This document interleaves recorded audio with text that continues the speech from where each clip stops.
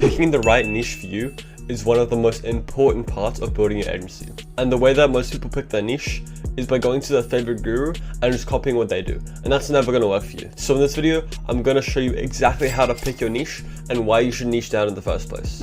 Okay, so I want to start this off with a quote from Warren Buffett, and that is, it doesn't matter how hard you row, it matters what boat you're in, okay? I would rather you be in a paddle boat than a speedboat, and I'm sure you would rather that as well, okay? So that's why we're making this video. That's why I'm going over what niche you're going to be in, because really your niche, your offer, and your service is you choosing what boat you want to be in. And so obviously, to make it to the end, to make it to 10K per month, 100K per month, $1 million a month, whatever your goal is, you want to be in the biggest, best, fastest boat possible, okay? And so the first thing we need to know is what a niche actually is, okay? And so a niche can be best explained by looking at nature.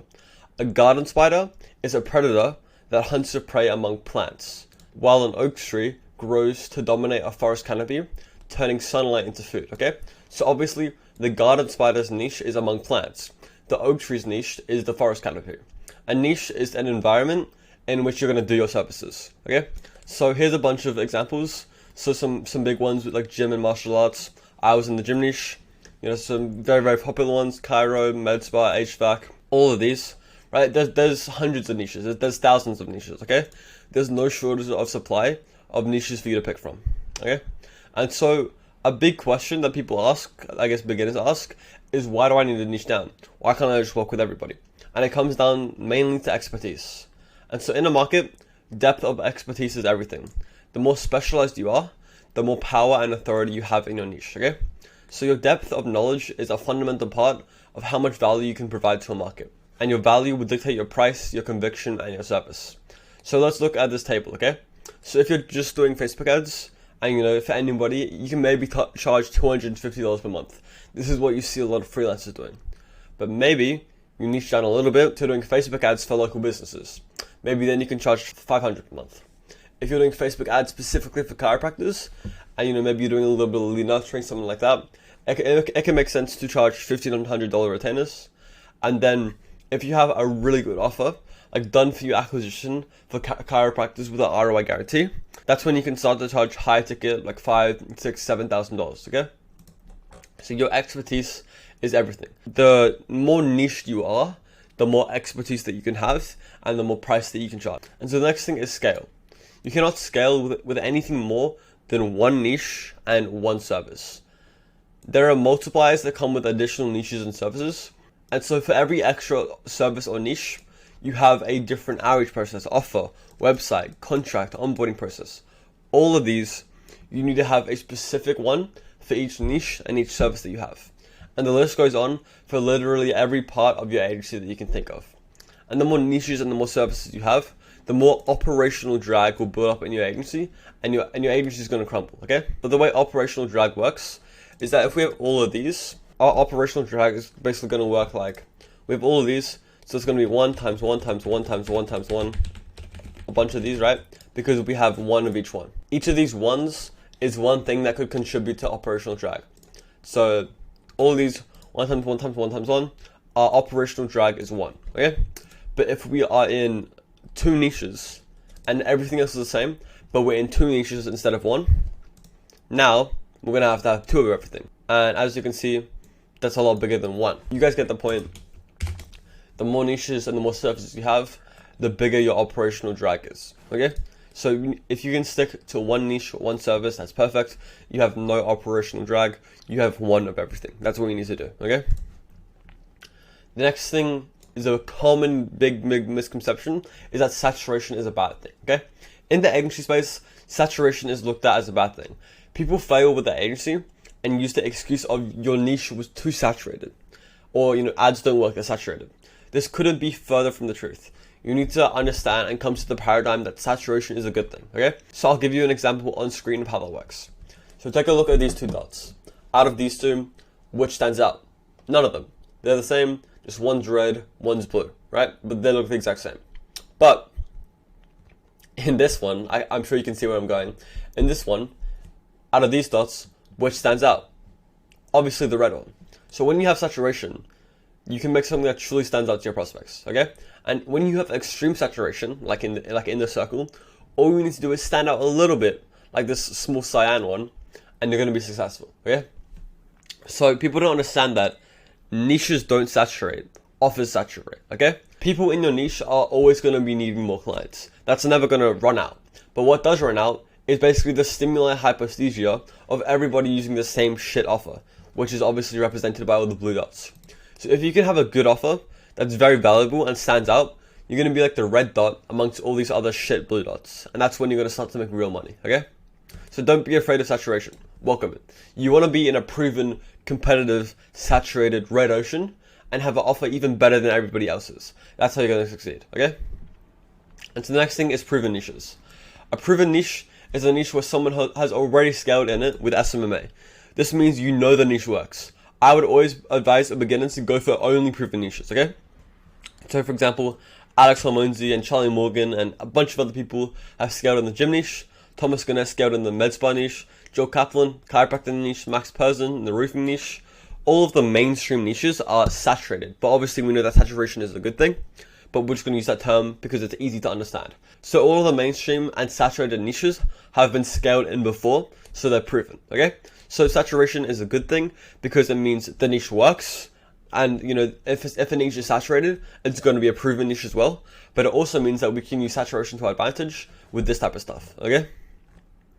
The next thing is a very simple concept: red oceans versus blue oceans. A red ocean is a niche that is rife with saturation and competition. These are proven and mainstream niches that a lot of beginners get into. A blue ocean is a niche that no one or almost no one is in.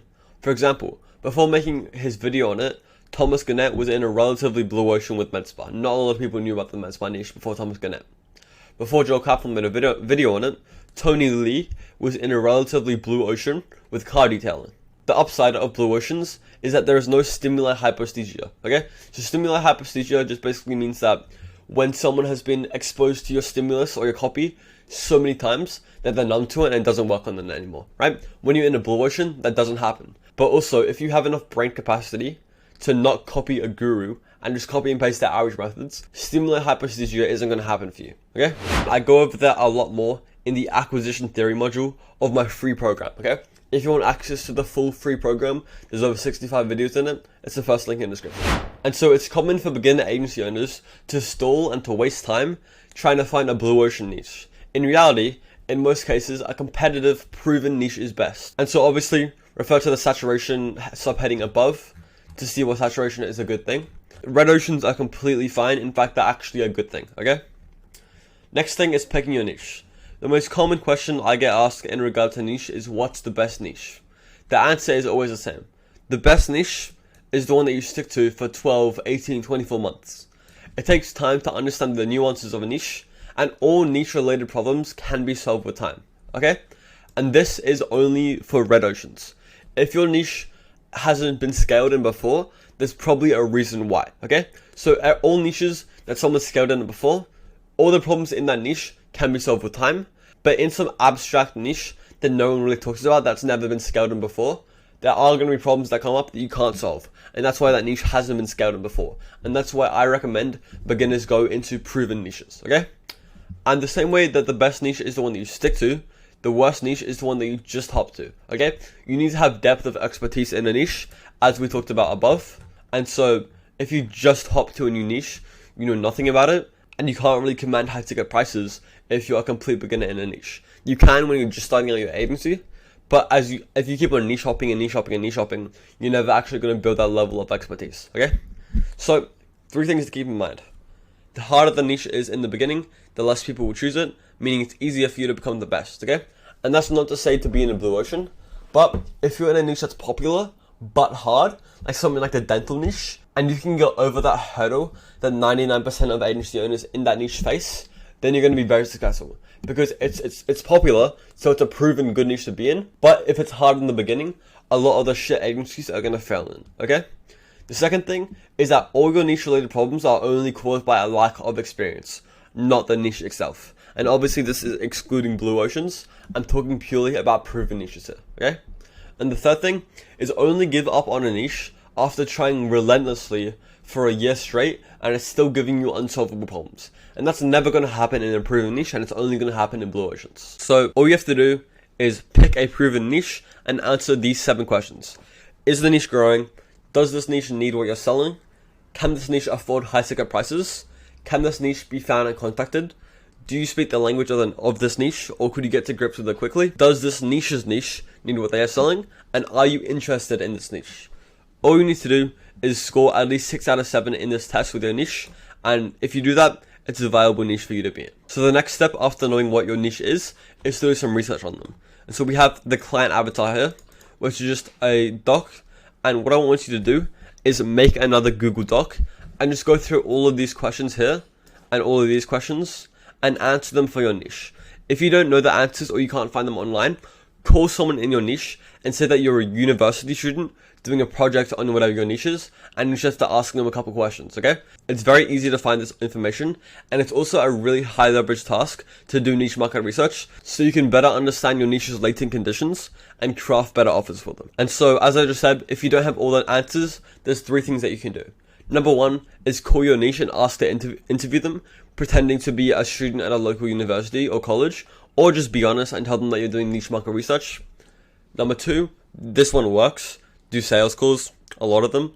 Once you do a lot of sales calls, you'll see what problems most of them come up with. And number 3, hang out where your niche hangs out. Online forums, groups, etc. Maybe you're in the gym niche and they hang out all the time on Facebook and Facebook groups for gyms. So go read a bunch of their posts and kind of understand them.